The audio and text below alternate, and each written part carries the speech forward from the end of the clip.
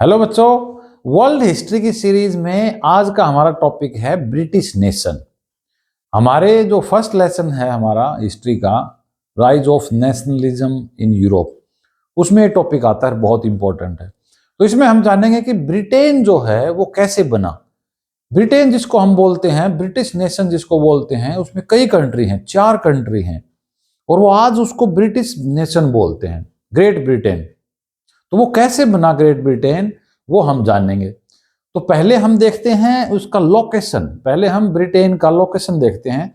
England है, Scotland है, Ireland है, ये कहाँ पे हैं और कैसे इनको बाद में मिलाया गया, वो हम बाद में पढ़ेंगे। तो पहले हम मैप देख लेते हैं एक बार। तो बच्चों, ये है ग्रेट ब्रिटेन का मैप। ये जो येलो वाला है ना, और ये सारा, इसको तो बोलते हैं आयरलैंड। ये तो आयरलैंड वाला आइलैंड है, और ये जो है इस लाइन से लेके यहां तक, इसको बोलते हैं स्कॉटलैंड। ऊपर वाला स्कॉटलैंड है, इसको हाईलैंड भी बोलते हैं।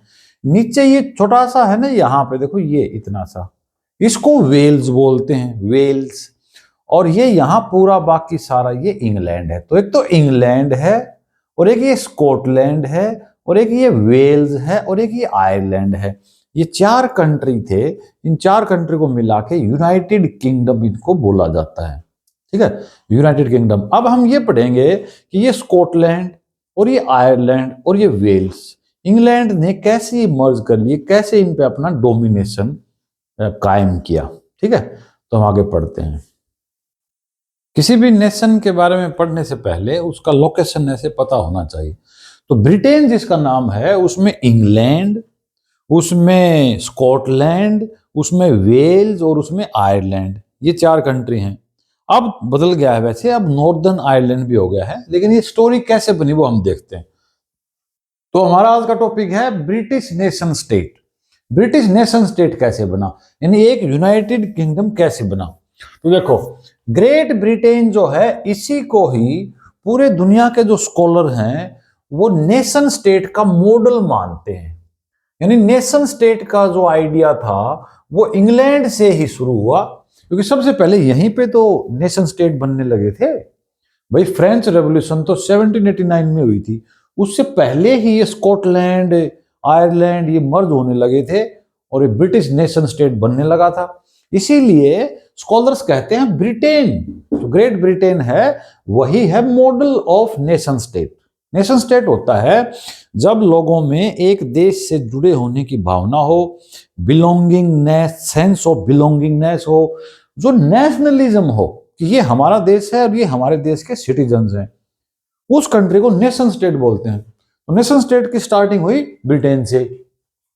और ब्रिटेन का ये जो नेशन स्टेट बनने का प्रोसेस था, लंबा प्रोसेस था। एक दिन में या 10 दिन में या महीने में, 2 महीने में, साल 2 साल में नहीं हुआ, काफी लंबा प्रोसेस था। तो वो प्रोसेस हम पढ़ेंगे कैसे क्या हुआ। तो अभी 18th सेंचुरी से पहले कोई भी ब्रिटिश नेशन नहीं था, अलग अलग थे। ये जो 4 कंट्री के नाम बताए हैं ना, ये अलग अलग लोग थे, इनका अलग पॉलिटिकल सिस्टम था, अलग कल्चर था, सब कुछ अलग था। तो ये कोई भी ब्रिटिश नेशन नहीं था 18th सेंचुरी से पहले। इन सभी आइलैंड्स को जो हमने अभी मैप में देखा है ना, इनको हम बोलते थे ब्रिटिश आइल्स। इनका नाम ब्रिटिश आइल्स था। ये सारे आइलैंड थे इकट्ठे, फ्रांस के ऊपर है, नॉर्थ में, यूरोप में है इंग्लैंड, तो फ्रांस के नॉर्थ में ये ब्रिटिश आइल्स हैं।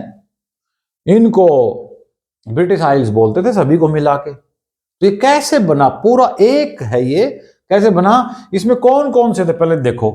यहां पे इंग्लिश लोग रहते थे इंग्लैंड में, इंग्लैंड वालों को इंग्लिश बोलते थे। वेल्स जो कंट्री है ना, वेल्स, वेल्स बोलते हैं, अभी भी है। तो वेल्स था, उनके लोगों को वेल्स बोलते थे। इंग्लिश लोग रहते थे, वेल्स रहते थे। स्कॉटलैंड में ऊपर, दो इंग्लैंड के ऊपर जो था अभी दिखाया था, उसमें स्कॉट रहते थे, स्कॉट लोग हैं, अभी भी ये रहते हैं। और आयरलैंड वाले आइलैंड पे आयरिश लोग, उनको आयरिश बोलते थे, आयरलैंड वालों को। स्कॉटलैंड वालों को स्कॉट, वेल्स में रहते थे उनको वेल्स, और इंग्लैंड वालों को इंग्लिश। तो 4 अलग अलग टाइप के ये एथनिक कंपोजिशन थी, अलग अलग, एक नहीं थे। फिर कैसे शुरू हुआ, इन चारों का अपना अलग अलग ओन कल्चरल और पॉलिटिकल ट्रेडिशन था। सबकी पार्लियामेंट, सबकी मोनार्की, सबकी अलग अलग था सिस्टम सबका इनका। कोई कल्चरल और ये सारे कल्चरल और पॉलिटिकल ट्रेडिशन है, सबका अलग अलग था। ठीक है, इन चारों में इंग्लैंड जो था, जो इंग्लिश लोग थे वो सबसे ज्यादा पावरफुल थे और वेल्दी थे। इंग्लिश लोग जो थे उनके पास ज्यादा पैसे थे, वेल्दी थे, वो अमीर लोग थे, और पॉलिटिकल पावर भी इनके पास ज्यादा थी, आर्मी भी इनके पास थी, ठीक है ना, मिलिट्री पावर भी इनके पास थी। तो इंग्लैंड ने फिर इन बाकियों के ऊपर डोमिनेशन करना शुरू कर दिया और उनको अपने साथ मिलाना शुरू कर दिया। तो ये शुरुआत कैसे होती है? ये होती है शुरुआत 1688 से। देखो कितना पुराना है ये। 1789 में फ्रेंच रेवोल्यूशन स्टार्टिंग बताते हैं कि फ्रेंच रेवोल्यूशन स्टार्टिंग थी, लेकिन देखो ये 1688 में ग्लोरियस रिवॉल्यूशन हुई और उसके बाद इंग्लिश पार्लियामेंट जो थी ना, इंग्लैंड की पार्लियामेंट लंदन में, उसको पावर मिल गई मोनार्की के ऊपर। यहां पर मोनार्की थी, आज भी मोनार्की इंग्लैंड में तो, लेकिन पावर सारी ब्रिटिश पार्लियामेंट के पास है अभी भी। तो 1688 में ब्रिटेन की पार्लियामेंट पावरफुल होगी, ये डेट जरूर याद रखना। उसके बाद उन्होंने एक यूनियन एक्ट पास किया, एक्ट ऑफ यूनियन 1707 में। इस एक्ट के द्वारा, एक्ट ऑफ यूनियन बोलते हैं इसको, 1707 में एक्ट ऑफ यूनियन, इस यूनियन एक्ट से स्कॉटलैंड को अपने साथ मिला लिया। 1707 में स्कॉटलैंड जो था उसको अपने साथ मर्ज कर लिया। इंग्लैंड और स्कॉटलैंड इकट्ठे हो गए, इधर वाले आइलैंड पे थे ना, नीचे इंग्लैंड ऊपर स्कॉटलैंड, वो 1707 में मर्ज कर लिया। और स्कॉटलैंड की जो पॉलिटिकल इंस्टीट्यूशन थे, इसकी पार्लियामेंट, इसका कल्चर, इसकी लैंग्वेज, इसकी यूनियन, वो नेशनल ड्रेस, नेशनल एंथम, सब कुछ खत्म कर दिया। इंग्लैंड वाला सिस्टम शुरू कर दिया। स्कॉटलैंड के ऊपर जबरदस्ती सारी चीजें थोप दी इंग्लैंड ने यहां पर, और फिर बन गया उससे UK of great Britain, United kingdom of great Britain बना दिया। 1707 में इसको यूनाइटेड किंगडम बोलने लगे। तो स्कॉटलैंड और इंग्लैंड का जो यूनियन था ये कब हुआ? 1707 में। 1688 कौन सी डेट है? जब ब्रिटिश पार्लियामेंट को पावर मिली, पावरफुल होगी वो, रेवोल्यूशन हुई थी कि 1688 में, इसको ग्लोरियस रेवोल्यूशन बोलते हैं। उसके बाद मोनार्की थी, उसकी पावर खत्म हो गई, और ब्रिटिश पार्लियामेंट थी ना, इंग्लिश पार्लियामेंट, वो पावरफुल होगी, उसको पावर मिल गई। 1707 में स्कॉटलैंड को मिला लिया और फिर क्या बन गया? ग्रेट ब्रिटेन बन गया। तो वे फिर इंग्लैंड ने स्कॉटलैंड के ऊपर अपना डोमिनेशन जमा लिया। स्कॉटलैंड के जो कैथोलिक लोग थे, देखो ये कैथोलिक और प्रोटेस्टेंट दो टाइप के क्रिश्चियन लोग होते हैं। क्रिश्चियनिटी में दो टाइप के लोग होते हैं, एक तो होता है प्रोटेस्टेंट और एक होता है कैथोलिक। तो कैथोलिक लोगों को दबा दिया। स्कॉटलैंड में जो कैथोलिक लोग थे उन्होंने विरोध किया कि इंग्लैंड ने क्यों कंट्रोल कर लिया हमारे ऊपर, हम तो इंडिपेंडेंट ठीक थे, हमारा अपना ट्रेडिशन था, अपना कल्चर था, अपनी लैंग्वेज थी, हम इंग्लिश क्यों बोलने, स्कॉटिश लैंग्वेज बोलेंगे। तो कैथोलिक लोगों ने अपोज किया, लेकिन इंग्लैंड ने इसको सप्रेस्ड कर दिया, कुचल दिया इनको, और ये बहुत से लोग तो भाग गए, स्कॉटलैंड को छोड़ के ही भाग गए। इतना मतलब क्रूएल्टी दिखाई इंग्लैंड ने, ठीक है। इनके इस स्कॉटलैंड का जो कल्चरल और पॉलिटिकल इंस्टीट्यूशंस थे, जो भी था, वो सारा डिमोलिश कर दिया, खत्म कर दिया इंग्लैंड ने अपनी पावर के साथ। कल्चरल, सांस्कृतिक और जो राजनीतिक जो इंस्टीट्यूशन थे सारे खत्म कर दिए। वहां जो लैंग्वेज बोलते थे, गैलिक लैंग्वेज लोकल, वो भी खत्म कर दी। नो गैलिक लैंग्वेज और नो नेशनल ड्रेस, उनकी जो नेशनल ड्रेस थी स्कॉटलैंड की, ये भी खत्म कर दी। इंग्लैंड में जो चीज चलती है वही चीज स्कॉटलैंड में करनी पड़ेगी, फोर्सफुली तरीके से कर दिया ये सारा, ठीक है। तो ऐसे 1707 में तो स्कॉटलैंड को एक्ट करके, पास करके उनको मर्ज कर लिया और सारा अपने साथ जोड़ लिया, और ये फोर्सफुली किया उसने सारा, स्कॉटलैंड की सारी चीजें खत्म कर दी। अब आती है डेट अगली। अब जो आयरलैंड था ना, साइड में एक आइलैंड है, उसको आयरलैंड बोलते थे पहले, पूरा ही वो आयरलैंड था। वो 1801 में आयरलैंड को भी ऐसे ही फोर्सफुली उसको भी इनकॉर्पोरेट कर लिया, यानी अपने साथ जोड़ लिया। आयरलैंड में भी ऐसे ही सारी जो पॉलिटिकल इंस्टीट्यूशंस थे, कल्चरल इंस्टीट्यूशंस थे, वो सारे खत्म कर दिए 1707 में तो आयरलैंड इंग्लैंड ने किया, और 1801 में आयरलैंड को मिला लिया फोर्सफुली, ठीक है। हालांकि आयरलैंड में उन्होंने जब स्टार्टिंग की थी तो आयरलैंड में एक रिवोल्ट चला था कैथोलिक लोगों का। देखो यहां भी कैथोलिक लोगों के खिलाफ है इंग्लैंड, यहां आयरलैंड में भी कैथोलिक लोगों के खिलाफ था, क्योंकि इंग्लैंड है वो प्रोटेस्टेंट है।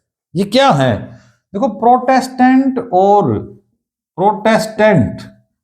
और कैथोलिक ये दो टाइप के रिलीजन के सेक्ट्स हैं, ये सेक्शन है उसके क्रिश्चियनिटी के। तो क्रिश्चियन जो लोग हैं वो प्रोटेस्टेंट भी हैं, क्रिश्चियन है वो कैथोलिक भी हैं। कैथोलिक हैं पुराने वाले, पुरानी बाइबल को मानने वाले, नई बाइबल को मानने वाले प्रोटेस्टेंट हैं।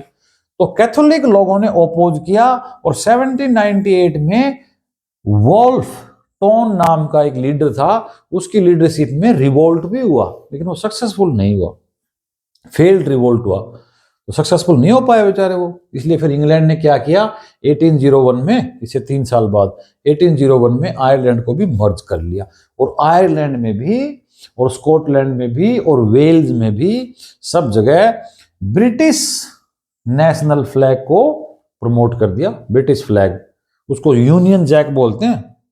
इंग्लैंड का जो झंडा है, नेशनल फ्लैग है, उसको यूनियन जैक बोलते हैं, कि सब जगह ये झंडा रखेंगे, तुम्हारा कोई भी नेशनल फ्लैग नहीं होगा।